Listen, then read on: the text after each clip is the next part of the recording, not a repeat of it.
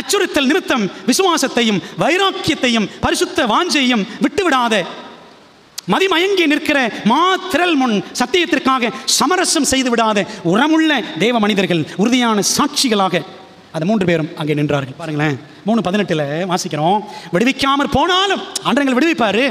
ஒருவேளை விடுவிக்காமல் போனாலும் நாங்கள் என்ன செய்ய மாட்டோம், நீ நிறுத்தின சிலையை நாங்கள் வணங்க மாட்டோம் என்று ராஜாவாய் உமக்கு தெரிந்திருக்க கடவுது. ராஜாவே, நாங்கள் ஏற்கனவே தீர்மானம் பண்ணிட்டோம். இந்த இடத்துல வாலிப பிள்ளைகளுக்கு ஒரு நல்ல பாடம். வாலிப ஒரு சோதனை வரும்பொழுது அந்த சோதனை ஒருவேளை சிகரெட் அடிக்கிறதுக்கோ, ஒருவேளை மதுபானம் அடிப்பதற்கோ, ஃப்ரெண்ட்ஸ் சொல்லுவாங்க சும்மா ஒரு அடி. அந்த சாப்பாடு விஷயத்தில் இவர்கள் எல்லாம் காஞ்சி போய் வந்தாங்க 2 மாதம் வனாந்தரத்தில், தானியேலும் நண்பர்களும் 17 வயசில்.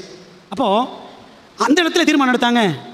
ஏற்கனவே எப்படி தானே டிசைடட் ஆல்ரெடி. ஆண்டவருடைய காரியத்தில் அந்த நேரத்தில் கிடையாது. நாம் தீர்மானம் ஏற்கனவே செய்திருக்க வேண்டும் உறுதியாக தேவ சமூகத்தில் ஜெபத்தில். சரிதானே?